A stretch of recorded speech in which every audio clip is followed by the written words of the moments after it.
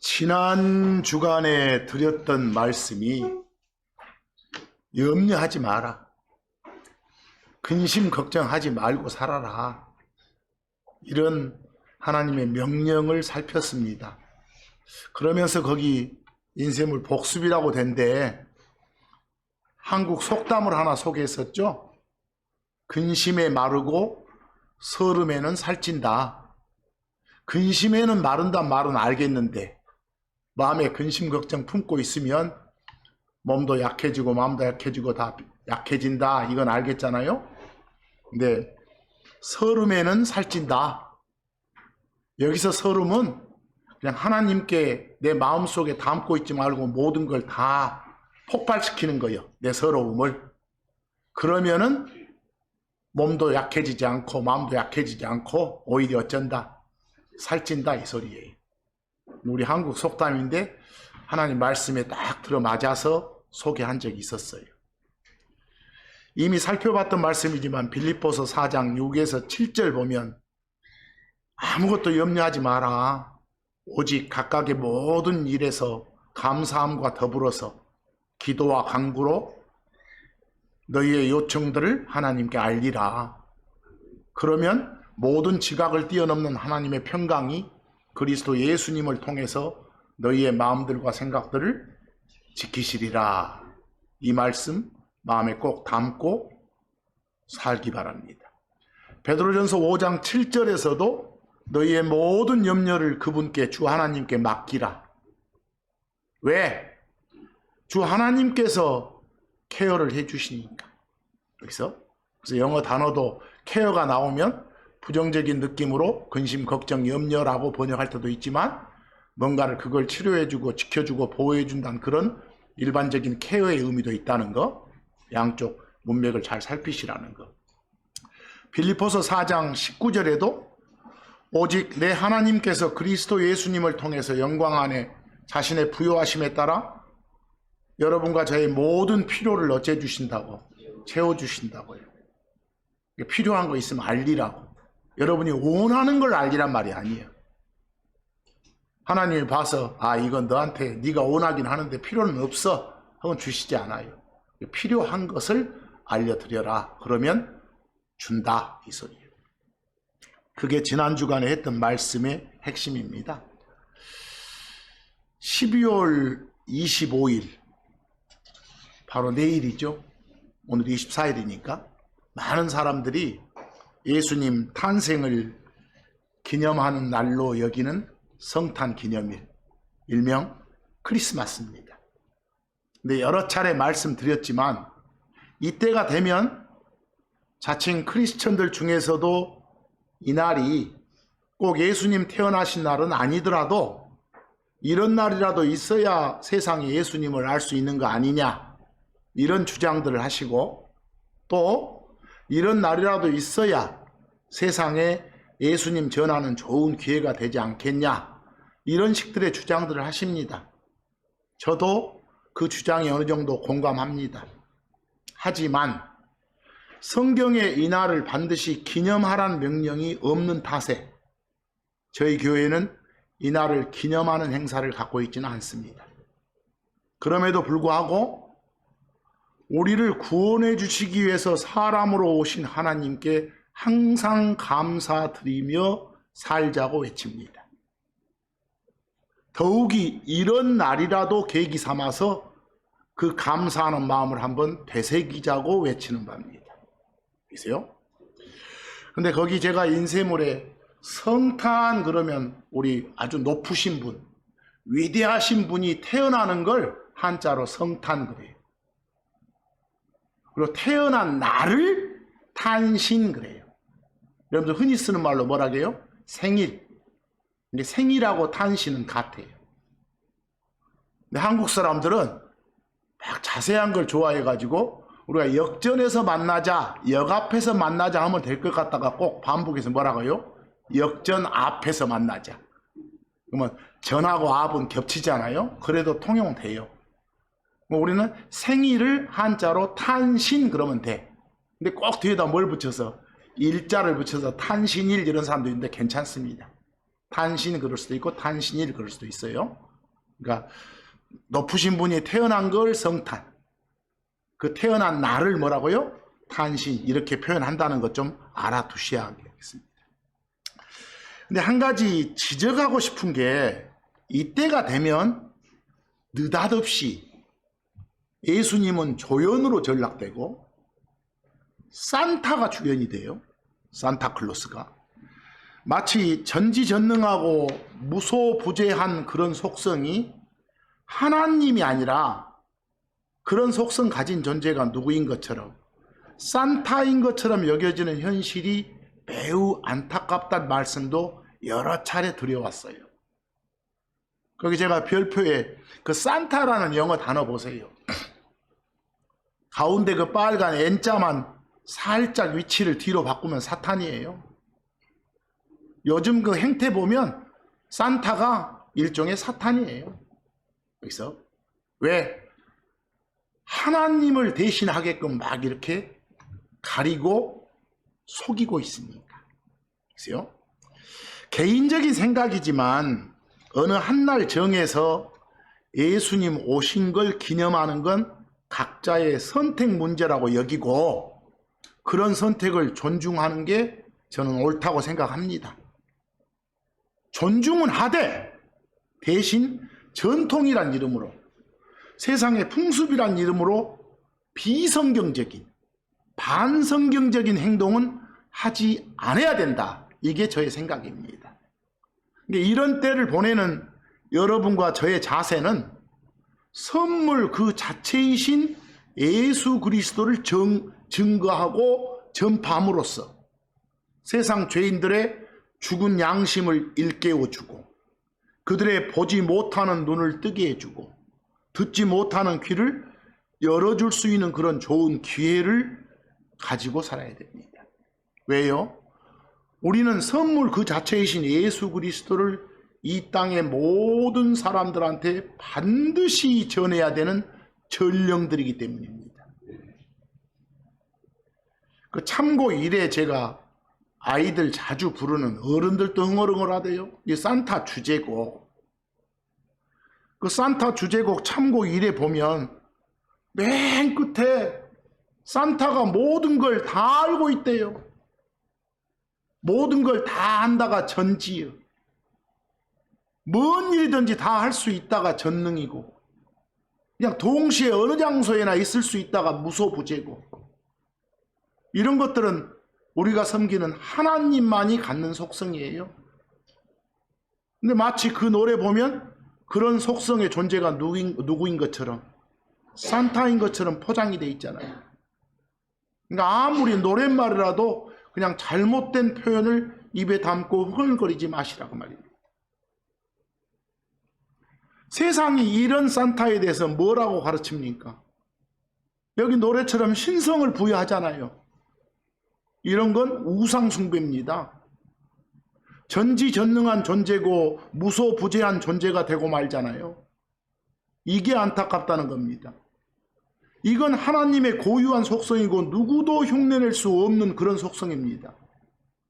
바로 행여나 여러분 가족들에게, 여러분 자녀들에게 이 산타를 믿도록 가르치는 것은 매우 사악하고 공개적인 우상숭배입니다. 부모들이 어쩝니까? 1년 내내 자기 새끼들한테, 자식들한테 거짓말하는 건 옳지 않다고 교육시키잖아요. 그가 안 좋은 거라고. 근데 유독 이때가 되면 선의의 거짓말이란 그런 말포장으로 거짓말을 하죠. 너 울면 산타가 뭐 안 준다고 했었고. 완전 사기치는 거잖아요. 느닷없이 예수가 조연으로 전락되고 산타가 주연이 되게끔 거짓말을 쳐요.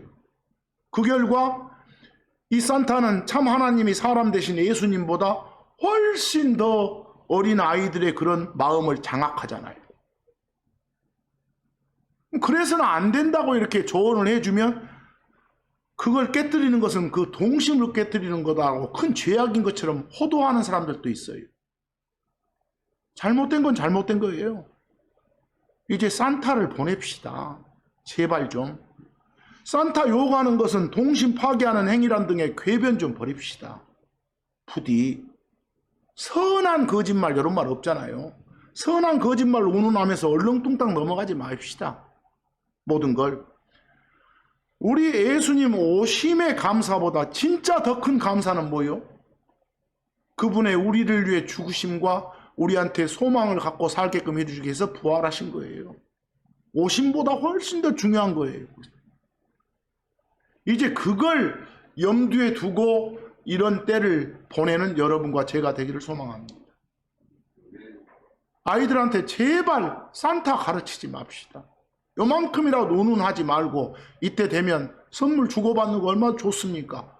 근데 그걸 마치 하나님께서 오는 게 아니라 산타에서 오는 것처럼 하지는 맙시다. 솔직하게 말합시다. 그 잠언 22장 6절 아이들 교육을 어떻게 시키라고 되어 있습니까? 아이가 마땅히 가야 할 길로 아이를 훈련시키라. 그래야 그 아이가 어째서도 나이가 들어서도 그 길에서 떠나지 않아요.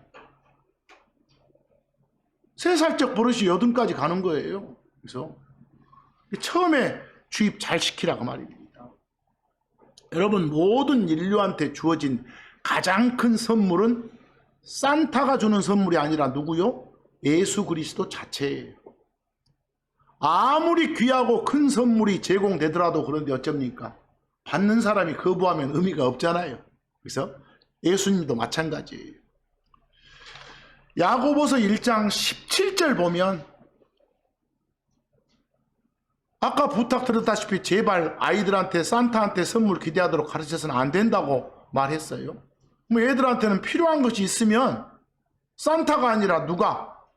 하나님께 우리 주 예수 그리스도의 이름으로 자신이 필요한 것을 구하도록 가르치고 어른들이 먼저 본을 보여야 합니다. 선물 줄 때도 이 모든 게 다 하나님께서 나온 것이고 하나님으로 인해서 얻어진 것이란 진리를 분명하게 밝힘으로써 하나님께 영광을 돌려야 합니다. 거기 야고보서 1장 17절 말씀 잘 보기 바랍니다. 각각의 좋은 선물이 다, 그리고 각각의 완전한 선물이 다 위에서 오는 거예요.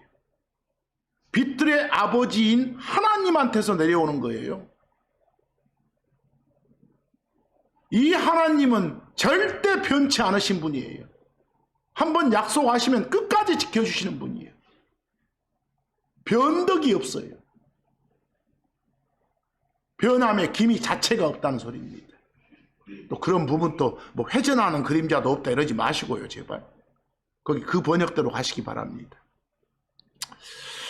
성경 어디를 봐도 예수님이 내 생일, 내 탄신 기념해라 이렇게 명령하신 적 없지요? 그리고 여러 서신서에 나오는 여러 지역의 그 교회, 교인들 그 역시 예수님 태어남을 기념한 사례가 있던가요? 없잖아요. 그래서 역사적으로 봐도 저 막 시리아 안디옥 교회나 막 예루살렘 교회, 그 외 다른 교회에서도 이 성탄절 크리스마스 지키는 애는 없어요. 거기 제가 크리스마스라 한 걸 두산 세계 백과 백과 대사전에 있는 걸 그대로 옮겨놨어요. 예수님 부활 승천하시고 한 300년 이상 지나가지고 만들어진 날이에요. 성탄절이. 그냥 사람들이 만든 거예요. 사람들이 다른 어떤 그 기념일 막 하고 있으니까 기독교인들 수가 불어나니까 그냥 하나 만들어 놓은 거예요. 왕이, 로마 왕이. 예, 이런 건 기념하지는 마라. 그런데 이 날을 계기 삼아 오신 건 감사하더라도 제발 어쩌지 말아요? 거기에 따른 세상 풍습을 집어넣지 마라. 갑자기 뭘 결합시켜서 아까처럼 산타 결합시켜서 그런 엉뚱한 짓 좀 하지 마라. 그런 엉뚱한 짓 안 하고 그냥 오심에 감사하는 그런 기념을 하는 행사를 한다면 얼마나 좋습니까? 그건 괜찮습니다. 거기 크리스마스라고 된 것을 한번 쭉 한번 읽어보세요. 지금으로부터 약 2000여 년 전 어느 날 이스라엘에 베들레헴이란 도시가 있어요. 그 도시에 예수란 이름을 가진 한 아이가 태어났어요. 여러분, 특이하게도 남자를 안 적이 없는 처녀가 그 아이를 낳았다고 성경이 말을 해요. 근데 하나님께서는 이런 일이 일어날 거란 사실을 이미 몇백 년 전에 이사야란 사람을 통해서 처녀가 아이를 낳게 된다라고 예언해 주셨어요.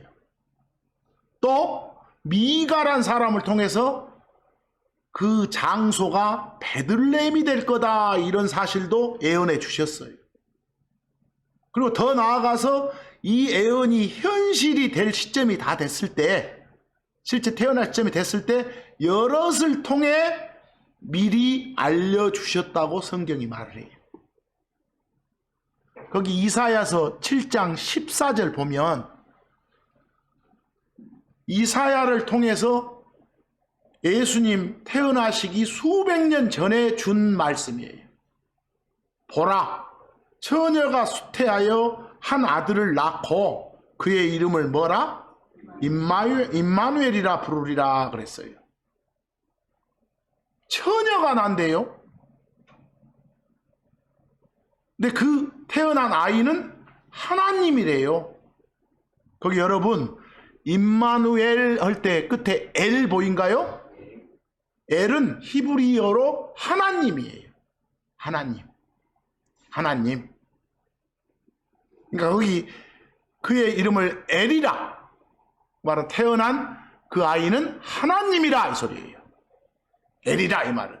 근데 엘 앞에 수식어가 붙어 있죠. 임마누 이렇게. 영어로 with us, 우리와 함께하는 그 말이에요. 우리와 함께하는. 우리 있는데 그대로 같이 사는, 함께하는. 근데 풀어서 말하면 하나님은 하나님인데 어떤 하나님? 우리와 함께하는 하나님 이 말이에요.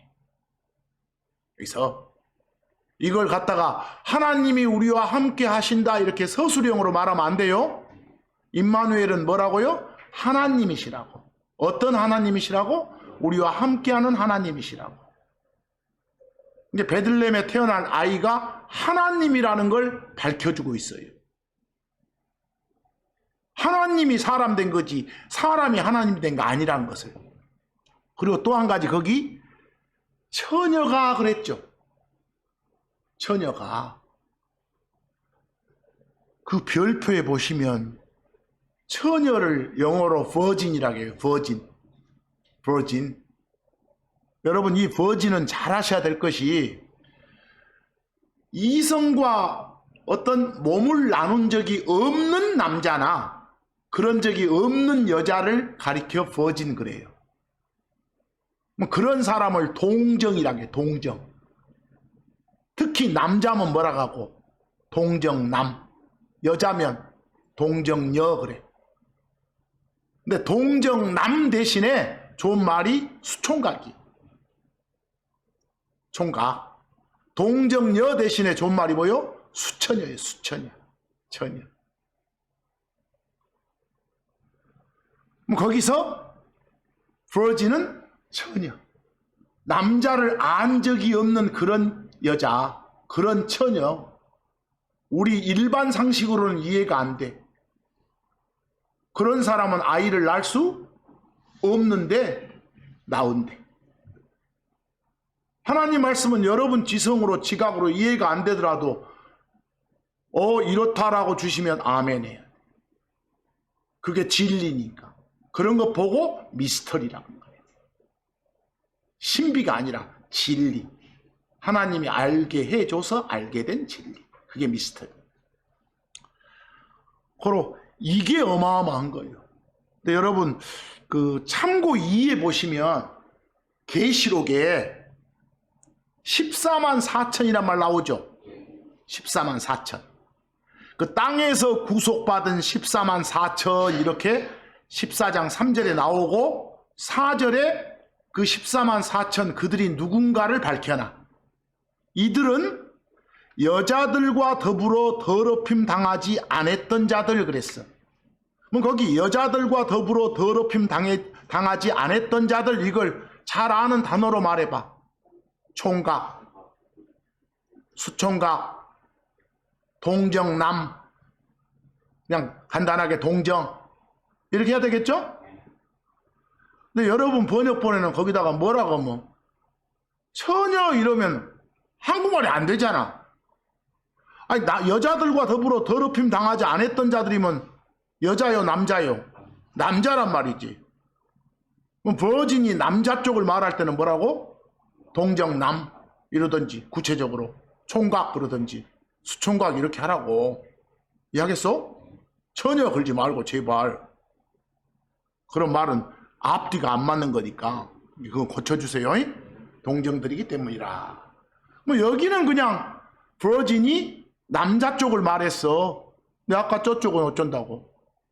여자, 남자를 안 적이 없는 그런 여자, 동정녀 탄생 이렇게 말하잖아요. 이런 예언이 주어졌다고. 더더욱이나 미가서 5장 2절 보면 그 장소가 어디가 될 거라는 거? 베들레헴이 될 거라는 거. 베들레헴을 옛날 말로 베들레헴, 베들레헴 에브라다 이렇게도 해요. 거기 미가서 보세요. 너 베들레헴 에브라다야, 네가 유다의 수천 중에서 작을지라도. 베들레헴은 조그마한 도시요. 이스라엘의 치리자가 될, 이스라엘의 왕이 될 자가 네게서 베들레헴에서 나오리라 라고 돼 있어. 이게 몇백 년 전에 예언된 거라니까. 뭐 이 예언대로 태어나신 거예요. 그래서 하나님이 사람으로 태어난 장소, 오신 장소가 어디라고요? 베들레헴이라고. 근데 이 베들레헴의 지명의 뜻이 재밌어. 거기 별표해 보시오. 그 베들레헴은 벳하고 레헴이 합쳐졌어. 레헴 그 말은 빵이란 말이에요. 히브리어로. 빵. 벳은 뭐고? 집이고. 벳레헴. 좀 풀어서 베들레헴. 무슨 집? 빵집 그 말이에요. 빵집. 예수님이 당신을 가리켜서 내가 빵이다 그러시라네. 당신 집이 베들레헴이지. 빵집이지. 그래서 그런 베들레헴이야. 예수님이 태어나신 때는 몇 년도 몇 월 며칠인지 꼭 집어 말해주지 않잖아요. 태어난 장소가 다른 곳이 아닌 빵집이란 뜻의 베들레헴임을 정확하게 기록으로 보여주는 이유가 바로 당신이 빵이시니까. 거기 마태복음 2장 1절에도 베들레헴이 정확하게 명시되잖아요. 헤로당 시대에 예수님께서 유대의 베들레헴에서 태어나셨을 때 지혜자들이, 아까 찬송가에서는 박사들 그랬죠. 지혜자들이 동쪽으로부터 거기 곧 예루살렘으로 왔더라 이렇게. 거기 베들레헴 나와요. 베들레헴에서 태어나셨다 이거. 또 어디 막 갈릴리 나사렛에서 태어났다 이러면 안 돼요. 거기서 태어난 예수라면 그 예수는 하나님이 아니에요. 베들레헴에서 태어난 예수만 하나님이시지. 그래서 그 요한복음 6장 가보면 예수님이 직접 당신을 밝히시잖아. 내가 하늘에서 내려온 빵이다 이렇게. 뭐 예수님은 원하는 사람 누구에게나 생명을 주기 위해서 하늘의 빵이신 하나님이 땅에 있는 당신 집, 즉 빵집에 왔다는 거예요. 그 빵집이 뭐라고요? 베들레헴이라고. 베들레헴. 그래서 하늘에 내려온 이 생명의 빵, 살아있는 빵이란 이 생명을 주는, 다시 태어나게 해주는 그런 빵이 바로 예수님이시라고. 그 참고 3에 보면 직접 예수님 하신 말씀 나오잖아요. 그 요한복음 6장 48절에 내가 그 생명의 빵이라 그랬어요. 51절 가보면 내가 하늘로부터 내려온 살아있는 빵이니까 누구든지 이 빵, 나를 먹으면 그는 영원히 살리라. 성경에서 예수님을 먹는다, 예수님 살을 먹는다, 예수님 몸을 먹는다, 예수님 피를 마신다고 말은 예수를 주요 그리스도로 받아들인다, 믿는다 이 소리예요. 또 진짜 살 시법 말고. 그리고 내가 곧 내가 세상의 생명을 위해 줄 빵은 내 살이니라 그랬어. 이게 바로 요한복음 6장 47절 말씀처럼 나를 믿는 자에게는 영존한 뭐가 있다? 생명이 있다. 근데 나라는 빵을 먹는 자에게는 그렇다 이 소리예요. 지금 여기서 성경은 또 한 번 말하지만 예수님 태어난 날이나 태어난 연도에 대해서 전혀 언급을 하고 있지 안 해요. 그런 걸 통해서 우리는 하나님께서 예수 그리스도의 태어난 날에 대해서 여러분과 제가 아는 걸 원치 않으시구나 이렇게 합리적으로 추론해 볼 수 있는 거예요. 때를 안 밝혀주시면 너희들은 알 필요 없어 이렇게. 대신에 하나님이 사람으로 오신 목적은 뭐예요? 모든 인류의 죄를 대속하기 위해서예요. 그 대속을 위한 과정이 태어난 것뿐이야. 과정이. 그러니까 중요한 방점이 어디가 있어야 될까? 죽으시고 부활한 거. 또 앞으로 다시 오실 거.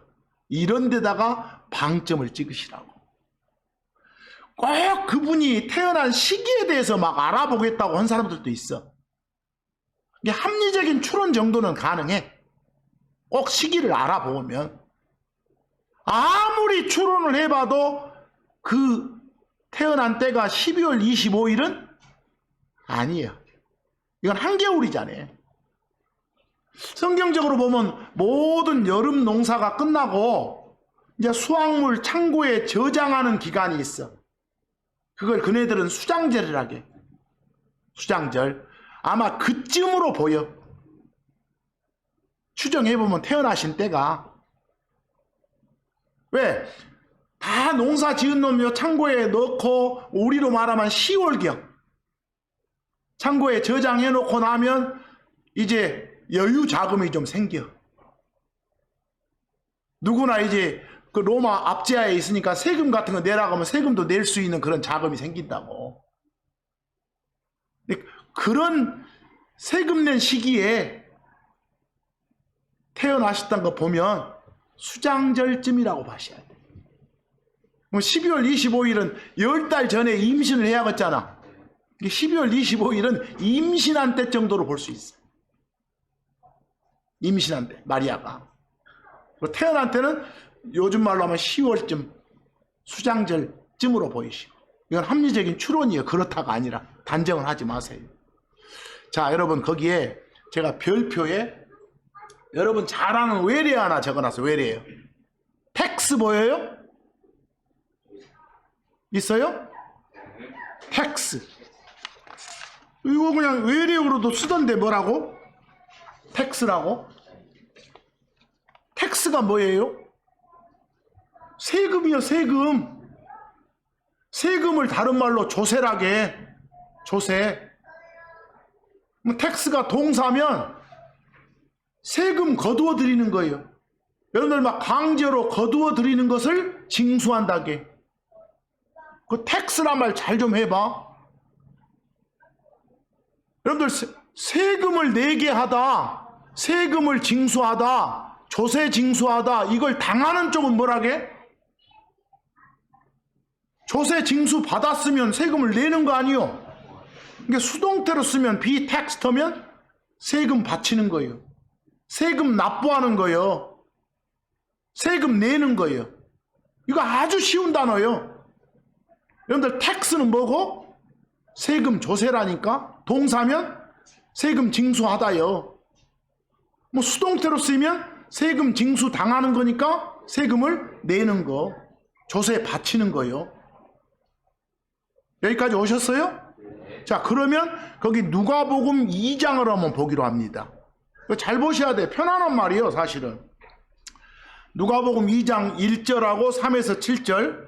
그리고 그 무렵에 카이사르 아우구스투스로부터, 여러분 저기 저 이집트 황제의 칭호는 뭐요? 파라오제. 그리고 구체적으로 누구누구 왕 이름이 있어. 이제 느고 하면 왕 이름이고, 파라오 하면 전체 황제 칭호고, 그러듯이 카이사르 혹은 시저 이러면 로마 황제들의 칭호예요. 아우구스투스 그 말은 황제 이름이고, 그리고 거기 카이사르 아우구스투스로부터 명령이 떨어졌어. 명령이. 거기 칙령 그랬는가요? 칙령이란 말은 임금이 왕이 문서화 시켜서 내린 명령서예요. 칙령이 문서로 내린 명령이 뭐라고요? 칙령, 명령. 그래. 이 왕으로부터, 로마 황제로부터, 다 로마 제국이니까 그 당시는 칙령이 떨어져서, 칙령의 내용이 뭐요? 로마 제국에 속한 나라는 다, 온 세상이 다 뭘 내야 된다? 세금 바쳐야 된다. 조세 바쳐야 된다. 이런 명령이 떨어졌어. 3절 봐봐. 그래서 모두가, 로마 제국에 속한 사람 모두가 무엇을? 조세를 바치러 각자 자기 자신의 도시로 갔더라 그랬어. 그러니까 이제 성인 남자들은 전부 각자 자기가 태어난 고향으로 가서, 각자 자기 고향으로 가서 그 고향 세무서에다가 직접 세금을 내래. 이런 명령이 떨어진 거예요. 그래서 요셉이 자기 고향이 베들레헴이거든. 베들레헴으로 세금 내러 간 거예요. 그래서 4절 보세요. 그래서 요셉도 나사렛시에서 나와가지고 갈릴리로부터 유대로 올라가서 베들레헴이라 불리는 다윗의 도시. 요 다윗도 고향이 거기요. 그래서 베들레헴을 다윗의 도시라고도 잘 불러. 요셉 고향도 베들레헴이고 다윗 고향도 베들레헴. 특별히 베들레헴을 다윗의 도시라고도 한다. 거기에 이르렀더라 그랬어. 거기 뭐하러 갔어요? 세금 내러 갔다니까. 이는 그가 다윗의 가문과 혈통에 속해 있었기 때문이더라 그랬어. 그런데요, 혼자 갔으면 된디. 5절 봐봐.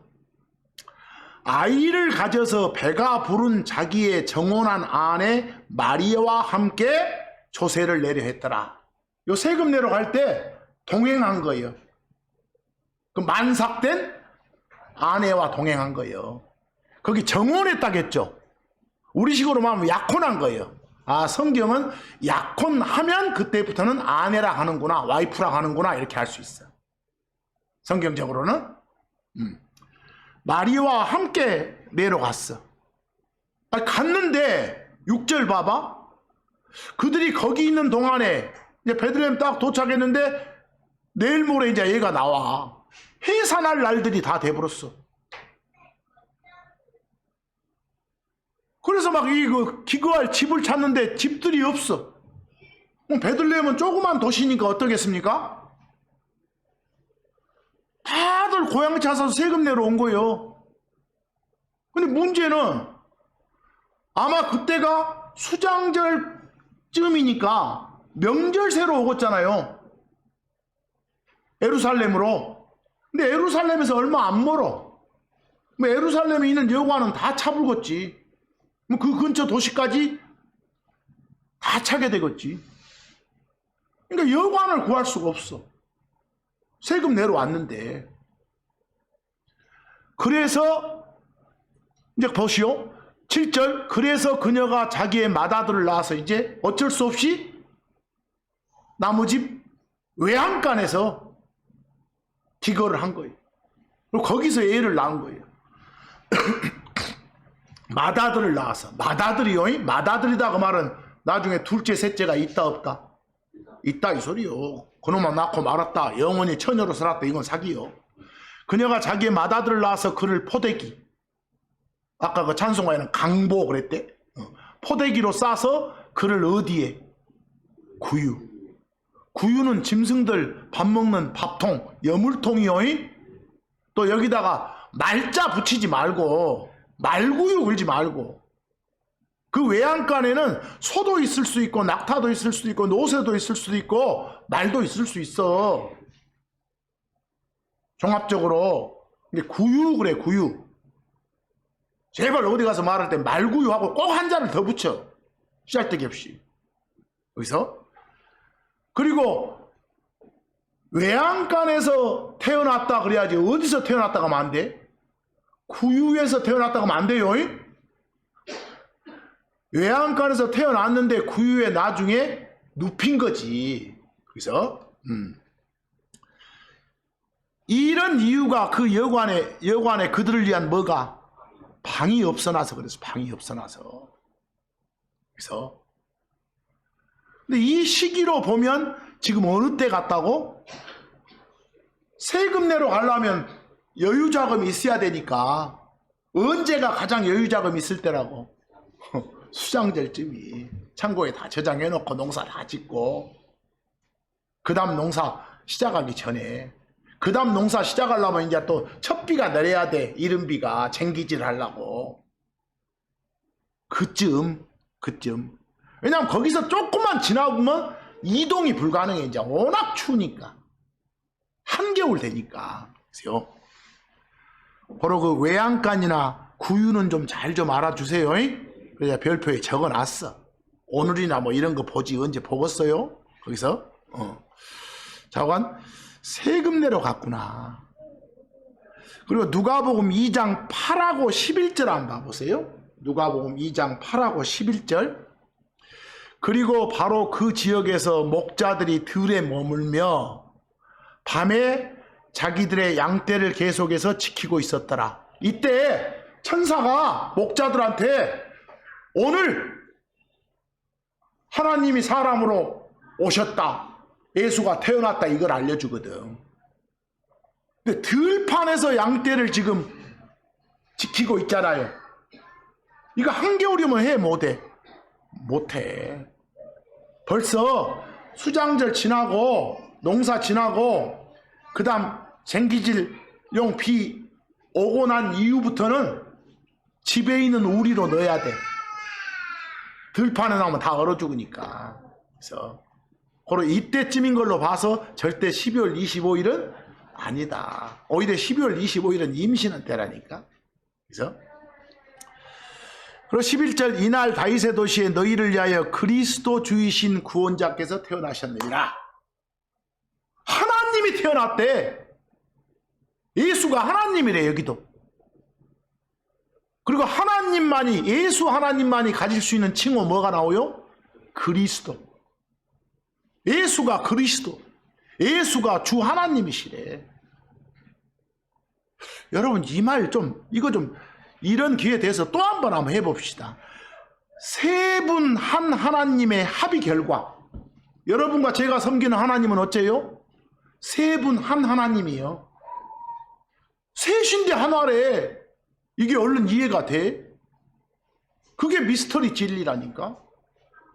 세 분 한 하나님의 합의 결과 아들이라 불리는 선이라 불리는 하나님 곧 예수님이 그 세 분 한 하나님이 정해놓은 때가 딱 되면 약속한 때가 되면 세상에 내려가서 즉 사람이 돼가지고 십자가 죽음을 통해 죄 문제를 해결하기로 하자라고 세 분이 합의를 한 거예요.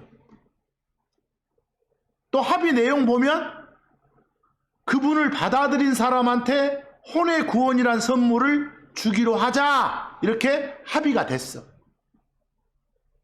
이 세 분 한 하나님에서 이처럼 세상의 구원자로 보내진 세상의 구원자로 파견된 하나님인 누구? 예수님을 가리켜서 특별히 구원의 임무를 맡기로 합의된 존재다. 성경적 표현으로 기름 부음 받은 존재 그래. 특별한 임무를 맡은 존재라 해서 그걸 히브리어로 머사이어, 메시아라게. 이걸 헬라어 그리스어 음을 따서 말하면 크리스토스 그리스도라게. 잘 들으셔야 돼. 그러니까 앞으로 그리스도 그러면 메시아와 같은 말이에요. 기름 부음 받은 존재, 구원이란 특별한 임무를 맡아서 세상에 보내진 하나님, 이걸 뭐라고 한다? 그리스도 이렇게 말해. 하나님이 사람 대신 예수님을 가리키는 호칭이에요. 무엇은? 그리스도는. 그래서 거기 클로바 표시 한번 보세요. 이거 잘 들으셔야 돼. 그리스도, 헬라어 그리스어로는 뭐라 한다고? 크리스토스 그래. 그리고 그렇게 써. 화살표. 영어 음으로는 뭐라 합니까? 크라이스트 그래. 그리고 그렇게 써. CHRIST라고. 중국 사람들은 지리스투 그래. 중국 사람들은 뭐라고 한다고요?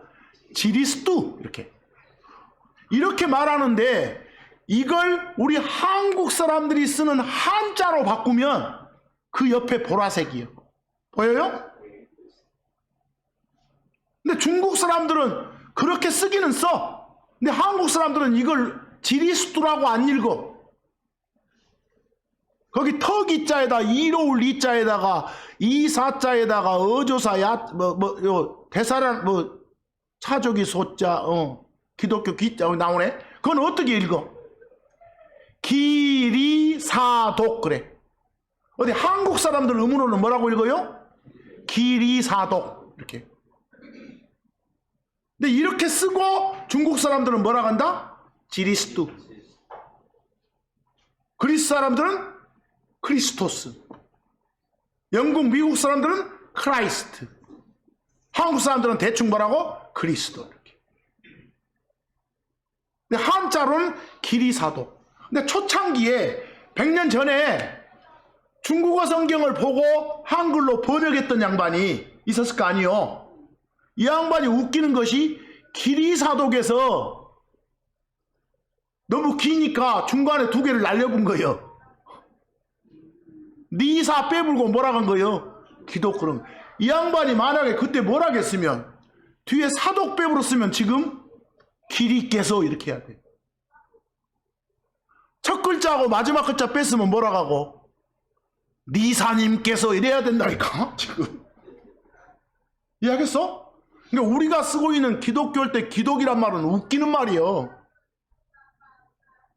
아예 어원으로 보면 앞뒤가 꽉 막힌 이상한 단어예요. 이해하겠어? 그래서 그냥 그리스도가 더 나아서 크라이스트 이게 그 기독. 그래서 내가 잘 안 쓰려고 하는데 어쩌다 튀어나와 기독이란 말이에요. 그래서 이거 어원으로 보면 이거 도저히 용납 인정이 안 되는 단어거든. 이런 것도 참고로 알아도. 뭐 여러분들 그리스도께 속한 사람, 그리스도는 예수님 호칭이니까 하나님이신 예수께 속한 사람이 크리스천이에요. 그리스도께 속한 사람이. 그래서 크리스천 하면 돼. 그래서 근데 여러분 지금까지 뭐라 해도 하나님이 사람 된 예수님이 바로 주이시다. 그리스도이시다. 이건 꼭 아셔야 돼. 근데 진짜 중요한 건 뭐다? 오셔서 감사하다가 아니라 오셔가지고 어째 우리를 위해 죽으시고 부활해 주심이 감사하다 이랬죠. 이해하겠어? 그래서 거기 참고 4에 보면 17세기 독일의 어떤 시인의 시기절인데 그 말을 내가 하나 옮겨놨어. 한국말로 번역된 걸 내가 번역을 해놨어. 거기서 한번 보시오. 그리스도께서 베들레헴에서 1000번을 태어나신다 해도 그대 자신 안에 당신 안에 계시지 않는다면 그러면 그대는 영원히 버림받느니라. 무슨 말인지 알겠어요? 그래서 태어나심 자체보다 더 중요한 건 그분의 죽으심을 받아들이는 것. 그분의 죽음과 부활이 내 것 됐다는 걸, 내가 믿어서 내 것 됐다는 걸 인정하는 것. 이게 더 중요하다는 소리예요 지금. 이해하시겠어요? 그래서 저는 자주 읽어 그것을요. 왜 신이신 하나님이 사람이 돼야 해? 왜? 아니 하나님의 상태에서 그냥 구할론 구해불지 왜 굳이 사람이 돼야 돼? 세 분 한 하나님이 합의해 놓은 게 있거든. 정해 놓은 게 있어. 왜 하나님이 사람이 되어야 했어? 그래야 피 흘리고 죽을 수 있거든. 사람이 돼야 죽을 수 있거든. 안 죽고 해불지. 아니, 죽어서 해결하기로 합의가 돼 있다니까. 왜 죽어야 했어? 왜 처녀한테서 태어나야 했냐고. 이것에 답할 수 있어야 돼. 여러분과 저를 위해 피 흘리고 죽으시기 위해서요. 그래서 사람으로 온 거요. 왜? 영원한 생명 그 자체이신 하나님께서는 사람이 안 되면 죽을 수가 없으니까. 죽을래야 죽을 수 없으니까. 거기서 죽기 위해서 육체를 입고 인간이 되셨다니까. 그러니까 이 땅에 죽기 위해 태어난 유일한 사람이 누구라고? 예수시라고. 그래서 하나님께서 당신 생명을 죄인들의 대속물로 주기 위해서는 인간이 돼야만 했어. 만약에 남자와 몸을 섞은 적이 있는 여자한테서 태어난다면 그 남자의 피에 죄가 흘러. 그런 피로는 죄를 씻을 수가 없어. 그래서 처녀한테서 태어나야 돼. 하나님 피를 가지고 태어나야 돼. 거기 디모데전서 1장 17절 하나님의 속성 중에 죽을래야 죽을 수 없다는 게 나와. 영원하시고 죽지 아니하시고 이렇게 나오잖아요. 죽을래야 죽을 수 없는, 이게 영어로 immortal 그래. 거기 별표에 IM을 띄워버린 mortal은 그냥 죽게 돼 있다는 소리고 죽는다는 소리고, 절대 안 죽어, 죽는 게 불가능해. 영어가 뭐라고요? immortal 그런 것이요. 우리 인간을 영어로 man 그러잖아요. 뭐 여러분들도 영작 하나 할 수 있겠지. Man is immortal 이러면 인간은 안 죽는다, 이건 사기지. God is immortal 그래야지. Man is mortal 그러고.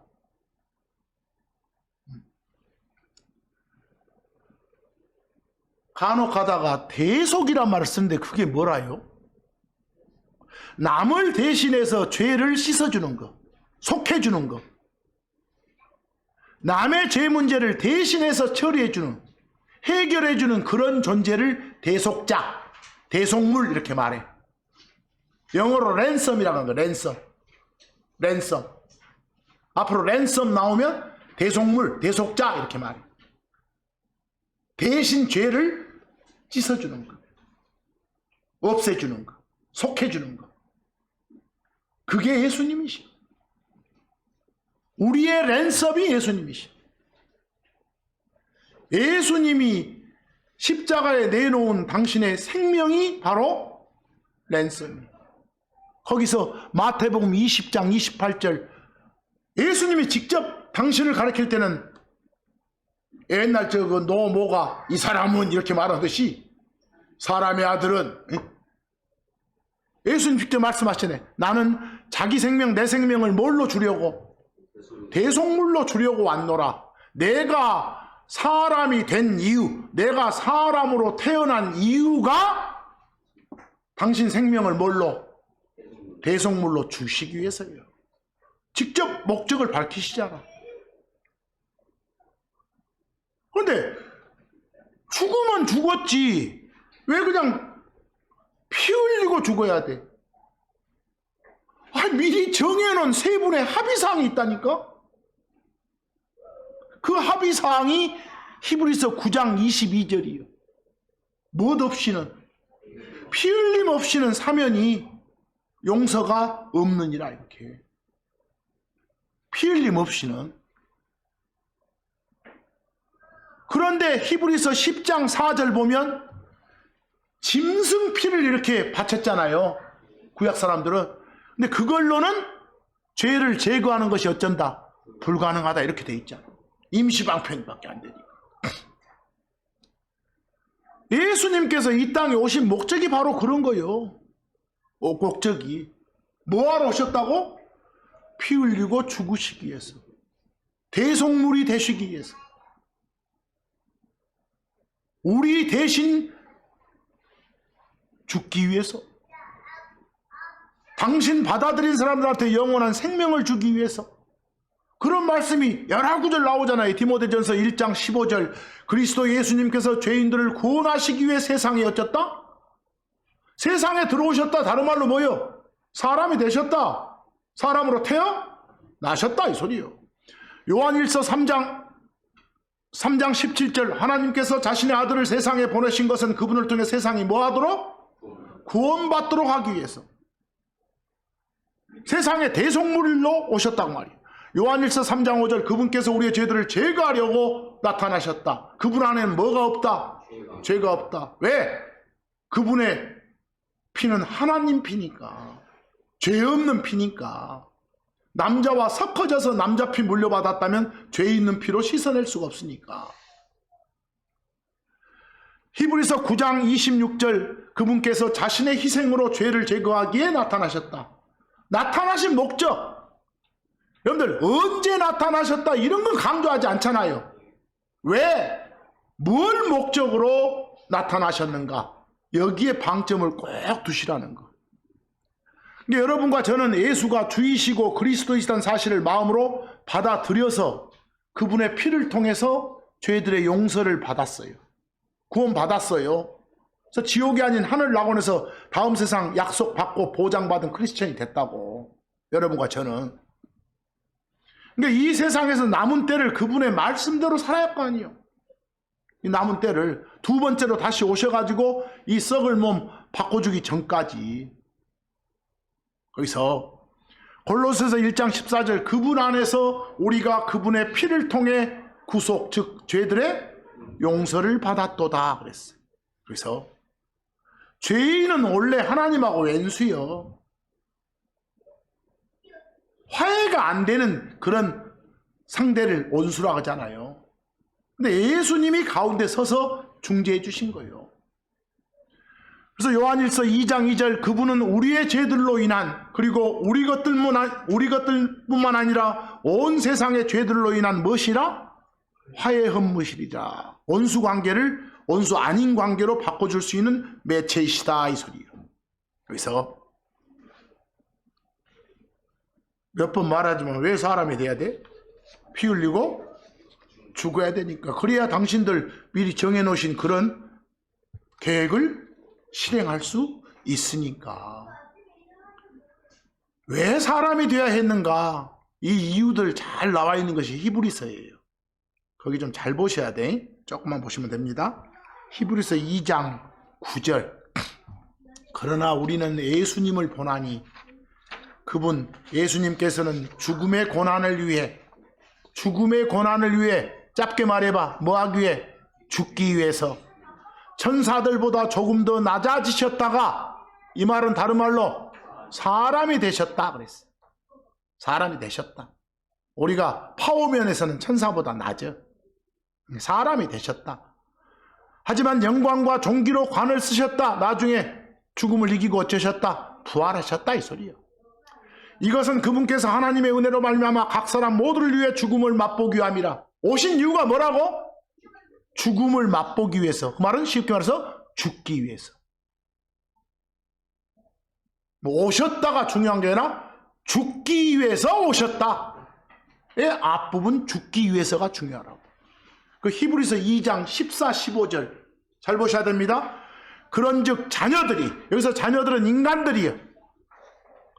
인간들이 살과 피를 취한 자들이므로, 여러분 우리 몸도 있고 몸에 흐르는 피도 있잖아요.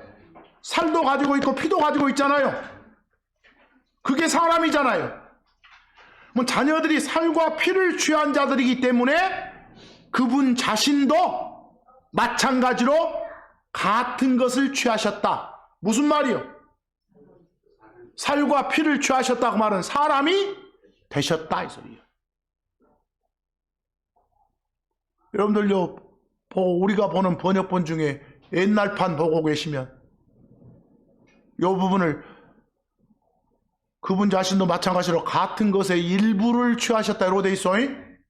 그러면 어쩌고 돼버려? 살과 피 중에 뭐? 하나만. 살 없는 예수, 피 없는 예수 되어버려. 그 번역이 잘못된 거예요. 그러니까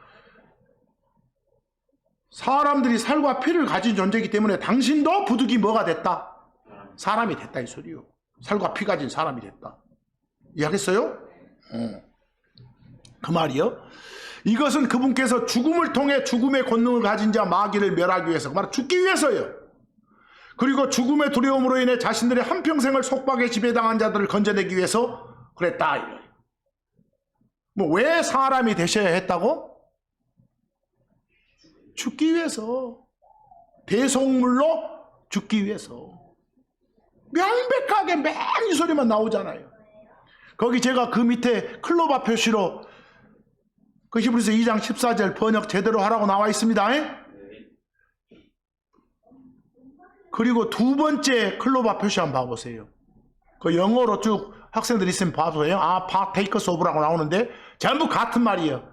가지다란 말이나 취하다란 말이나 공유하다 말이나 참여하다 같소. 가지다, 취하다, 공유하다, 참여하다 이렇게. 과거 시제면 가졌다, 취했다 이러시고.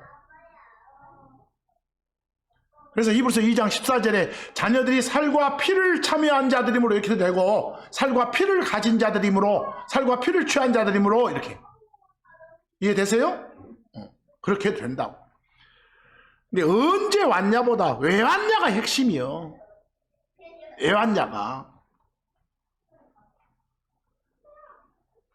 세상적 정의의 선물 주고받는 것보다 선물 그 자체이신 하나님 곧 예수 그리스도인 선물을 받게 하는 게 우리의 일이요. 세상에다 전하는 것이. 여러분들 이쯤 되면 이스라엘 쪽은 요 12월 25일쯤에 가면 막 촛불 펴고 막 바짝바짝 불 빛나고 거리가 빛가반짝해. 그건 크리스마스 축제 아니요. 그 애들 축제 중에 하누카란 게 있어. 저 시리아 장군이, 시리아 왕이 내려와가지고 예루살렘 성전 다 파괴해버리고 박살 내버렸거든. 근데 그걸 독립운동 해갖고 회복을 시켰어. 성전도 막 다시 수리하고 고치고. 그걸 감사 기념하는 명절이에요. 그걸 하누카라게. 하누카. 제가 거기 하누카라고 적어놨죠. 하누카를 여러분들 번역본에서는 봉헌절 그래놨어. 앞에다 성전도 붙여놨더만 또. 그냥 봉헌절 그러면 돼. 그냥 수리해가지고 하나님한테 바치는 그런 명절. 이렇게. 이해하겠어? 이런 하누카를 혹시나 그 TV 화면 같은 데서 보고 뭐로 착각하지 말어? 크리스마스 행사로 착각하지 마시오. 또 그런 보고 예루살렘 사람들도 크리스마스 행사하다 이러지 마시오. 무식해져 보니까. 그런 하누카 그런 것도 좀 알아두고. 그 에레미야서를 보면 꼭 크리스마스 추리를 말하는 건 아닌데 그걸 말한 건 아니요. 그걸 말한 건 아니지만 절대 뭔가를 기념하는 건 좋은데 제발 헛짓은 좀 하지 마라. 그 이상한 걸 갖다 붙여서 막 하지 마라 이런 말이 나와. 그 에레미야서 10장 2절에서 4절 한번 봐보세요. 주가 이같이 말하노라. 하나님을 따르지 않는 자들은 다 이교도요. 이방인이고 이교도들의 길을 그런 방식을 배우지 마라. 이는 그 백성들의 관습들은 헛되기 때문이라. 그 씨잘데기 없는 것 제발 배우지 마라. 이스라엘한테 말한 거요. 그 씨잘데기 없는 짓 중에 하나가 나왔네. 뭐라고 나왔어? 사람이 숲에서 나무를 베어내 가지고 거기다가 은으로 그리고 금으로 그것을 꾸미고 그 움직이지 않게 딱 고정해 놓고 이런다고. 이거 보면 꼭 뭐 같소? 그래서 추리 같아. 응? 거기다가 그렇게 하는 것까지는 괜찮은데 거기다가 또 크리스마스 추리라 하면서 갑자기 막 산타 걸어놔버려. 산타 모자 걸어놔버리고 돌아버렸다니까. 그러면 안 된다는 거예요. 크리스마스 시즌에 등으로 장식된 추리를 거리나 집에 세워두는 것 자체가 우상 숭배라고는 볼 수 없어요. 그것은 여러분들 밝은 장식물을 거리에 두거나 집에 두는 건 죄가 아니요. 환하게 등 달아놓잖아요. 이런 건 죄가 아니에요. 이게 요 에레미야서의 분명한 의미는 요 크리스천으로서 이교도들의 풍습, 세상적 풍습을 배우지 말라고 말하는 건 분명해. 그래서 근데 제 개인적인 경험으로 막 거리에 크리스마스 추리 놔두고 거기다가 막 절하고 온 사람 못 봤어. 그걸 숭배하는 사람은 없죠. 그 무서워하는 사람 없고. 하지만 문제가 뭐라고? 그 나무에 달린 뭐 산타 양말, 뭐 빨간 모자, 산타 인형, 이거 죽겠다니까. 이런 장식물 달아놓고 제발 그 짓 하지 말라고. 전능의 주체자가 하나님이 아니라 누구인 것처럼, 산타인 것처럼 오도하지 말라고. 그래서 뭐 여러분 각자의 판단으로 예수 태어나심 기념하고 축하하는 크리스마스가 내가 하고는 있는데, 기념하고는 있는데 이교도적인 속성을 지닌 거라고 여기면 아예 기념하지 말어. 그러면 대신에 여러분과 다른 견해를 가지고 이날을 기념하고 축하하는 사람들은 판단하는 건 옳지 않아. 판단하지 마. 분명 크리스마스를 기념하는 방식은 두 가지가 있다고 봐. 막 산타, 뭐 뭐라고 하지? 루돌프 사슴, 요 등장하는 세상적 방식이 있어. 또 하나는 예수 그리스도가 중심이 되고 어떤 복음적인 캐롤이 나오고 예수님의 이름으로 자선행위하고 이런 방식도 있어. 그것까지 욕하지 말어. 거기서 그것까지는 제발 아이 크리스마스 그거 지내면 안 되지. 이러지 마 제발. 로마서에 어떤 말씀이 나오면 14장 1절하고 5절 보면 너희는 믿음이 약한 자를 받아들이라. 하지만 의심에 찬 논쟁들은 하지 말라. 해놓고 5절 잘 봐야 돼.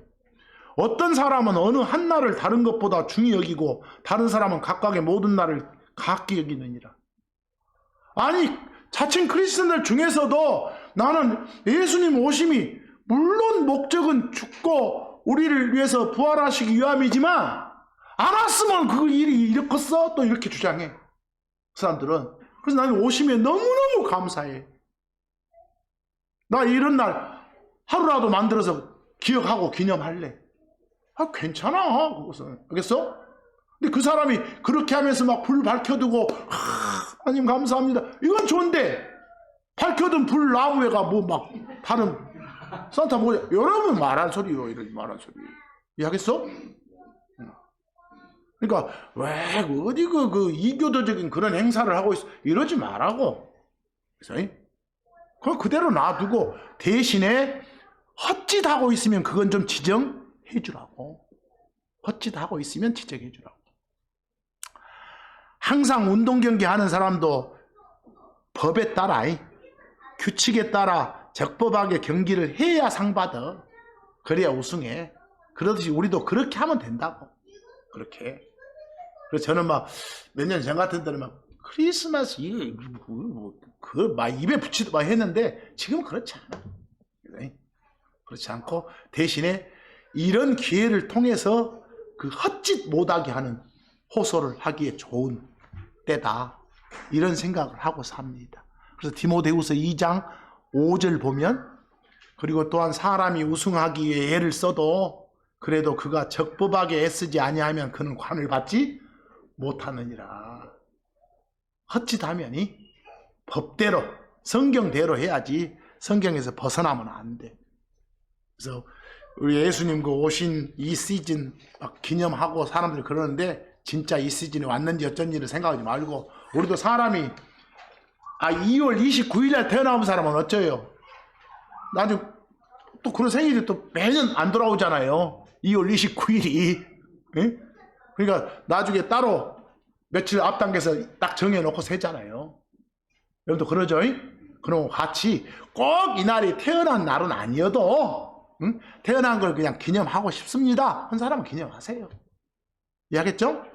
그런 성탄의 진정한 의미는 우리 하나님이 선물이신 예수 그리스도 증거하고 전파함으로써 죄인들 향해서 아까도 말했지만 죽은 양심 일깨워주고 죄인들 보지 못하는 눈 뜨게 해주고 듣지 못하는 귀 열어주게 하는 거 있어요. 선물 보따리 가득 실은 사슴이 끄는 마차 타고 눈을 막 달리는 그런 산타 모습이 아니라 요 하나님 복음을 들고 산을 넘고 강을 넘고 거리마다 집집마다 외치는 그런 그리스도인의 모습이 이런 소위 말한 크리스마스 모습이 되어야 한다고 생각해요. 그래서요, 하나님이 인류한테 주신 최대 선물이 뭐다? 예수 그리스도다. 이 선물을 배포하는 게 여러분과 저의 책임이다. 크리스마스 추리에 있는 조명 등이 아니라 진짜 빛이신 예수 그리스도를 보는 이 시즌이 되기를 간절히 소망하면서 오늘 말씀 여기서 마칩니다.